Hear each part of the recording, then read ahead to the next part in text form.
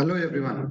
Good morning, सुप्रभात, सत श्री अकाल, आदाब, नमस्कार, जय हिंद, वंदे मातरम।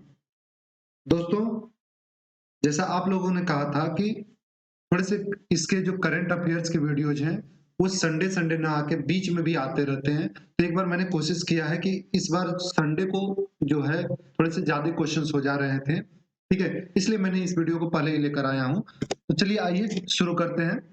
काफी अच्छे अच्छे क्वेश्चंस हमारे पास हैं और इन क्वेश्चंस को जो कि एग्जाम में आने वाले जो भी परीक्षाएं हैं उन सारी परीक्षाओं के लिए अति महत्वपूर्ण साबित होने वाले हैं।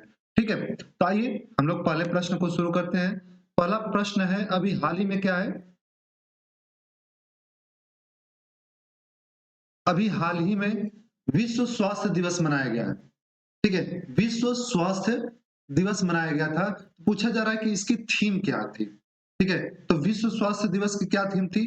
क्या ये स्वास्थ्य जीवन सुखी जीवन था, मेरा स्वास्थ्य मेरा अधिकार था, वैश्विक कल्याण जागरूकता था, सभी के लिए स्वास्थ्य सेवा था? ठीक है, तो अभी आप लोगों को पता होगा कि हाल ही में जो मनाया गया था विश्व स्वास्थ्य दिवस, इसका जो थीम था वो क्या था? मेरा स्वास्थ्य मेरा अधिकार। ठीक है, इस थीम को अच्छे से याद रखिएगा क्योंकि ये प्रश्न में पूछा जाता है। मेरा स्वास्थ्य मेरा अधिकार जो थीम है, इसी थीम पर इस बार 2024 का जो है विश्व स्वास्थ्य दिवस मनाया गया था। ठीक है, आइए हम लोग बात करते हैं अगले प्रश्न पे। सेम वही प्रश्न है, ठीक है, कि जो विश्व स्वास्थ्य दिवस मनाया गया था वो कब मनाया गया था? विश्व स्वास्थ्य दिवस जो है प्रतिवर्ष हम लोग कब मनाते हैं? अगर इसकी हम बात करते हैं तो याद रखिएगा, इसको हम लोग कब मनाते हैं? 7 अप्रैल को। ठीक है, 8 मार्च को क्या मनाते हैं? अंतरराष्ट्रीय महिला दिवस। ठीक है, 1 मई को क्या मनाते हैं? मजदूर दिवस। ठीक है, अगर हम लोग 7 अप्रैल की बात करते हैं तो 7 अप्रैल को जो है, अगर शुरुआत हम लोग देखते हैं तो 1948 में, ठीक है, 1948 में जो यूनाइटेड नेशंस है उसके द्वारा ये घोषणा किया गया कि हम लोग क्या करेंगे, हर प्रतिवर्ष 7 अप्रैल को जो होगा वो विश्व स्वास्थ्य दिवस मनाएंगे। लेकिन ध्यान ये रखिएगा कि इसकी जो शुरुआत अगर पूछेगा तो इसकी शुरुआत हुई थी 1950 से। ठीक है, तो यानी विश्व स्वास्थ्य दिवस जो मनाने की घोषणा की गई थी ये 1948 में की गई थी, लेकिन मनाना शुरू कब से किया गया है? 1950 से। तो याद रखिएगा 7 अप्रैल 1950 से को ही जो हुआ पहली बार इसे मनाया गया था। और प्रतिवर्ष तब से क्या किया जाता है? प्रतिवर्ष 7 अप्रैल को विश्व स्वास्थ्य दिवस मनाया जाता है। ठीक है, आइए हम लोग अगले प्रश्न की तरफ चलते हैं। अगला प्रश्न कहता है केंद्रीय प्रत्यक्ष कर बोर्ड, सीबीडीटी। प्रश्न में ये फुल फॉर्म याद रखिएगा। ठीक है, क्या? सीबीडीटी। जो सीबीडीटी है इसका फुल फॉर्म क्या है? केंद्रीय प्रत्यक्ष कर बोर्ड। ठीक है, सीबीडीटी, ध्यान इसको रखिएगा। सी बी डी और टी। ठीक है, सीबीडीटी का फुल फॉर्म क्या है? केंद्रीय प्रत्यक्ष कर बोर्ड, यानी central board of direct tax. बात समझ में आया? इसके अनुसार जो करदाता का आकलन है वर्ष 2024-25 के लिए अपना आयकर रिटर्न जो है उसका क्या है, तो सभी लोगों को पता है अक्सर ये क्या होता है? 1 अप्रैल ही होता है। तो इसमें बहुत ज्यादा सोचने वाली बात नहीं है। ठीक है, आइए हम लोग चलते हैं अगले प्रश्न की तरफ। अगला प्रश्न हमारा क्या कहता है? अगला प्रश्न है 8 अप्रैल 2024 को आयोजित परिवर्तन चिंतन त्रिसेवा सम्मेलन का मुख्य उद्देश्य क्या था? ठीक है, तो अगर हम बात करते हैं अभी हाल ही में 8 अप्रैल को जो है आयोजित हुआ था क्या? परिवर्तन चिंतन त्रिसेवा सम्मेलन। ठीक है, इसको ध्यान रखिएगा। परिवर्तन चिंतन त्रिसेवा सम्मेलन, इसका क्या उद्देश्य था? क्या ये इसका उद्देश्य था चल रहे सैन्य अभियानों की समीक्षा करना, या फिर इसका उद्देश्य था संयुक्तता और एकीकरण प्रयासों के लिए सुधार नए विचार और सुधार उत्पन्न करना, या फिर इसका था सशस्त्र बलों के लिए बजट आवंटन पर चर्चा करना, या सेना के भीतर आंतरिक संघर्षों का समाधान करना? तो आपको पता होगा कि ऐसा कोई हमारी सेना में जो है आंतरिक संघर्ष चल नहीं रहा है। ठीक है, तो ये वाला जो ऑप्शन होगा ये तो ऐसे ही कट हो जाता है।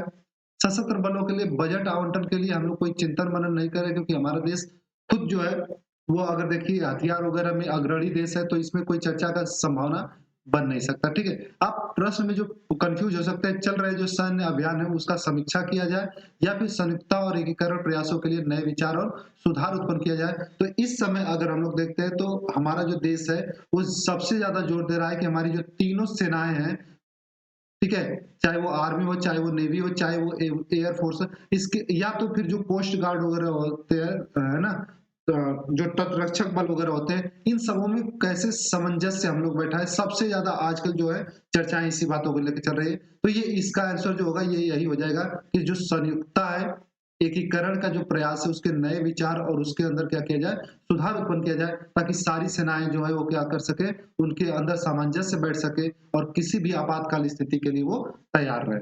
ठीक है, आइए हम लोग अगले प्रश्न की तरफ चलते हैं। अगला प्रश्न है, नॉर्मल सा प्रश्न है, आप इसे जानते होंगे, ठीक है। क्या भारत के चीफ ऑफ डिफेंस स्टाफ कौन है? तो इसमें कुछ सोचना नहीं है, कौन है? General Anil Singh, sorry Anil Chauhan, general Anil Chauhan. और आपको पता होगा कि जो पहले हमारे जो चीफ ऑफ डिफेंस, अगर चीफ ऑफ डिफेंस की बात करते तो क्या कहा जाएगा? सीडीएस। चीफ ऑफ डिफेंस में क्या आएगा? सीडीएस आएगा। तो जो जनरल बिपिन रावत है ये हमारे पहले जो है सीडीएस थे, और जनरल अनिल चौहान जो है इनकी जगह पे आपको पता ही होगा कि अभी हेलीकॉप्टर जो क्रैश हुआ था इसमें इनकी डेथ हो गई थी, तो उनकी जगह जो लिए थे वो कौन लिए थे? जनरल अनिल चौहान। ये दूसरे ही मात्रा है, ठीक है, पहले जनरल बिपिन रावत थे, अब अनिल चौहान है। अब हम लोग आइए बात करते हैं अगले प्रश्न की तरफ। अगला प्रश्न है, पेरिस में आयोजित होने वाले 33वें ग्रीष्मकालीन ओलंपिक 2024। तो अभी आपको पता ही होगा कि जो हमारा ग्रीष्मकाल का जो ओलंपिक होने वाला है 2024 में, वो कहाँ हो रहा है? पेरिस में हो रहा है, ठीक है। इससे रिलेटेड आपको पता ही होगा कि जो ध्वजवाहक के रूप में वो कौन है? भारत की तरफ से ध्वजवाहक कौन है? शरद कमल ना। आप लोगों को मैंने ये प्रश्न पहले ही पढ़ा दिया है कि जो भारत का ध्वजवाहक रहने वाले वो कौन रहने वाले हैं?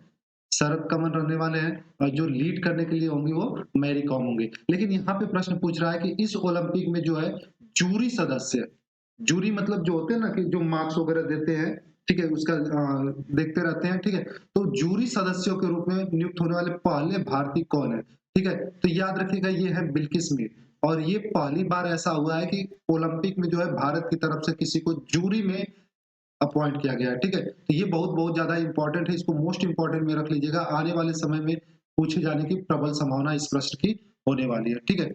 आइए हम लोग अगले प्रश्न की तरफ चलते हैं। अगला प्रश्न क्या है? हाल ही में खबरों में रहा फणिगिरी बौद्ध स्थल किस राज्य में स्थित है? ठीक है, अभी आपको पता होगा कि हाल ही में जो है फणिगिरी के बारे में बहुत ज्यादा बात हो रही थी, ठीक है। तो ये जो है वो कहाँ पे है, किसमें है? तो ये है आपका तेलंगाना में, ठीक है। कहाँ पे है? तेलंगाना में है। और अगर हम लोग इसमें और बात करते हैं तो एक पहाड़ी है जिसका नाम है सांप की फन, ठीक है। क्या नाम है?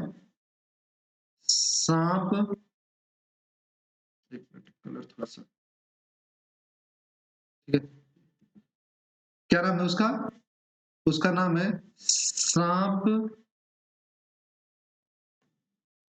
की फन। मतलब पहाड़ी जो है वो सांप जो होते हैं उनके फन की तरह बनी हुई है, तो इसको सांप की फन की पहाड़ी भी बोला जाता है। और ये कहाँ पे है?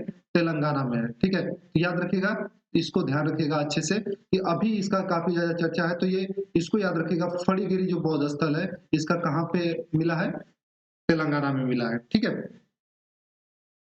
आइए हम लोग अगले प्रश्न की तरफ देखते हैं। एक चीज और ध्यान रखिएगा इसमें, अभी प्रश्न पूछने के इसके चांसेज ये हैं कि ये जो तेलंगाना में ये बना है ना फणिगिरी बौद्ध स्थल, एक्चुअली में ये है क्या ना, ये जो हीनयान और महायान जो दो संप्रदायों में बटा हुआ था बौद्ध धर्म, उसके जो होता है ना सह अस्तित्व के बारे में यहाँ पे पूरे साक्ष्य मिल रहे हैं, ठीक है। तो ध्यान रखिएगा, यहाँ पे जो फणिगिरी है वहां पे जो हीनयान महायान बौद्ध धर्म जो दो भागों में बटा हुआ था, उनके सह अस्तित्व के बारे में यहाँ पे बात, मतलब उसके साक्ष्य मिले हैं, ठीक है।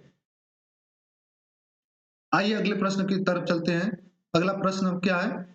Lunar polar exploration mission, lunar polar exploration mission, LUPEX, full form ध्यान रखिएगा।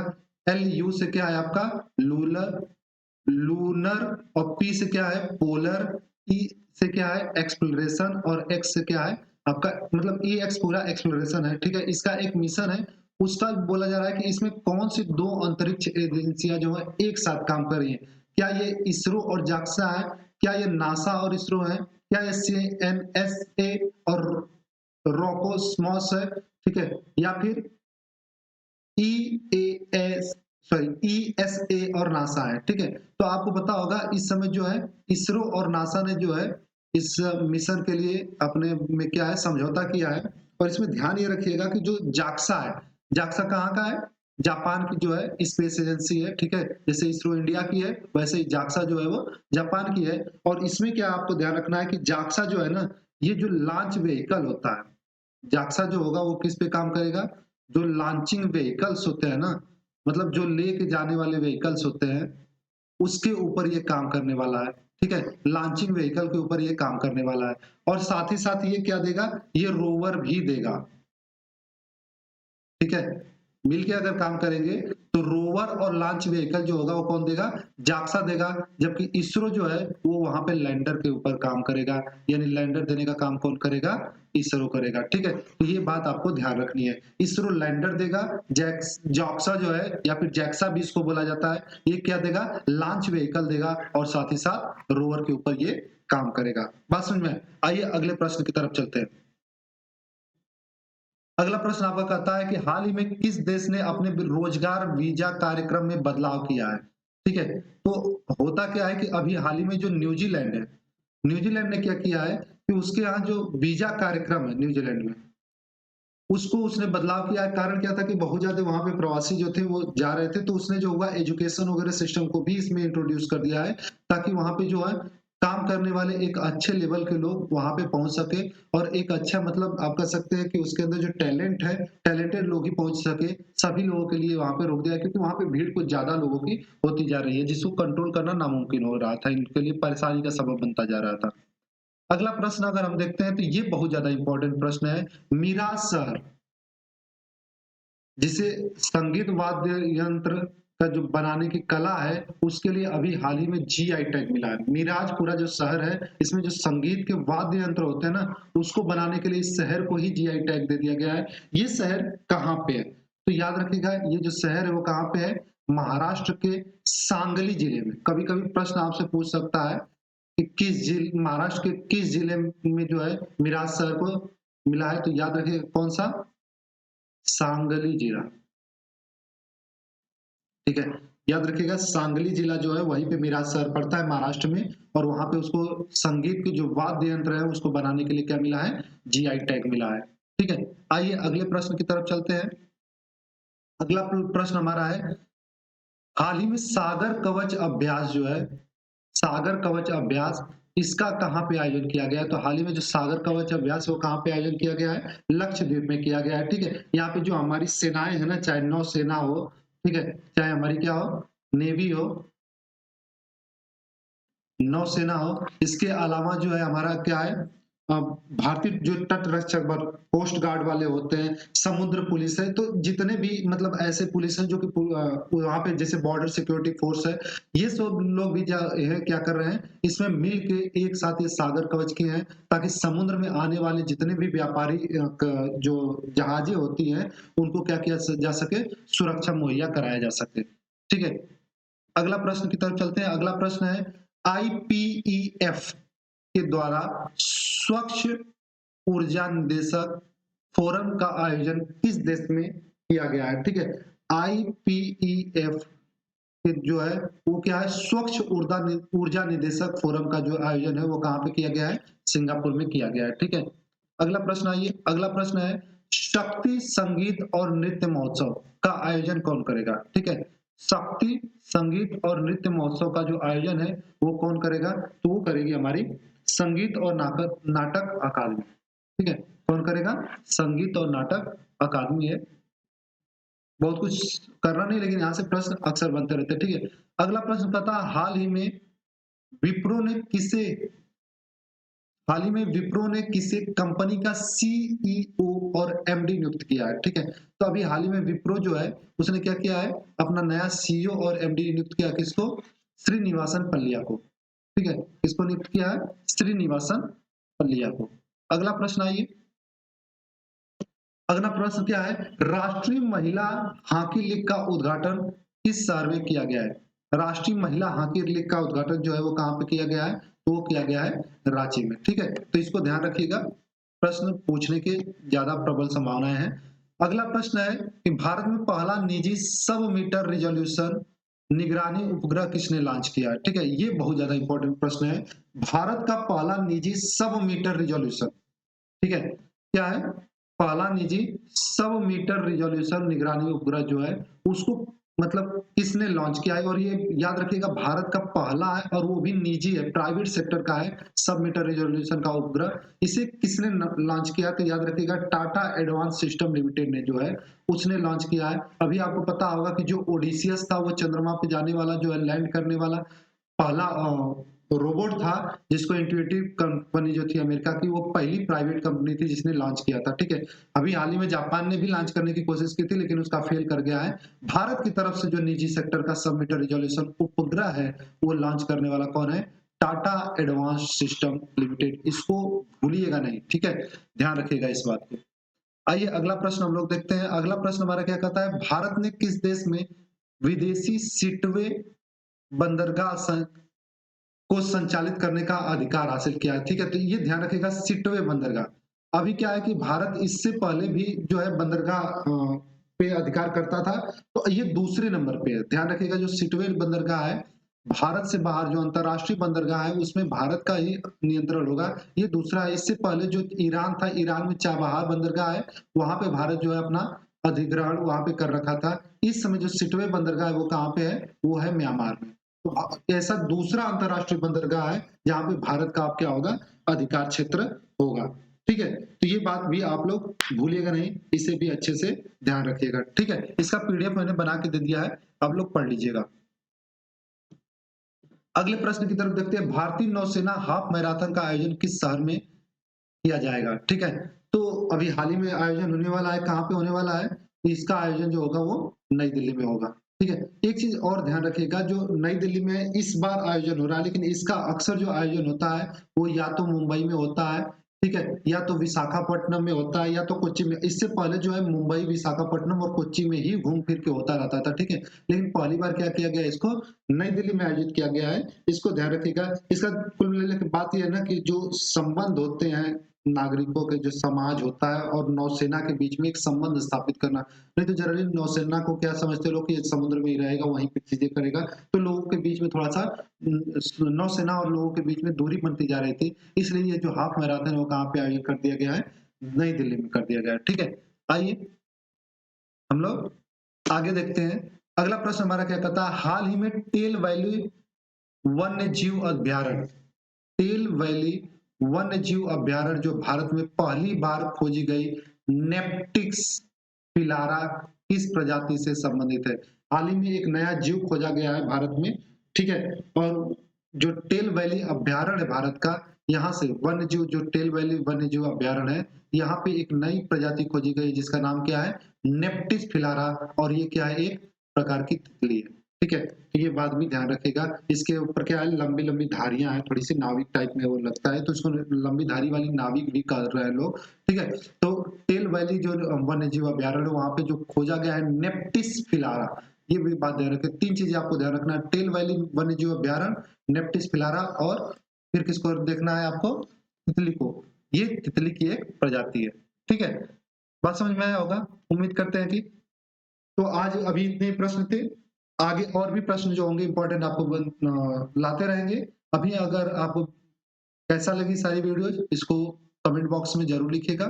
ठीक है, अच्छी लगी हो तो लाइक करना ना भूलें, शेयर जितने ज्यादा से ज्यादा आप कर सकते करिएगा, और चैनल पर नए हो तो सब्सक्राइब करना न भूलिएगा। आज के लिए बस इतना ही रखते हैं, फिर मिलते हैं नई वीडियो में कुछ नए प्रश्न के साथ। तब तक के लिए हंसते रहिए, मुस्कुराते रहिए, पढ़ाई लिखाई करते रहिए। जय हिंद।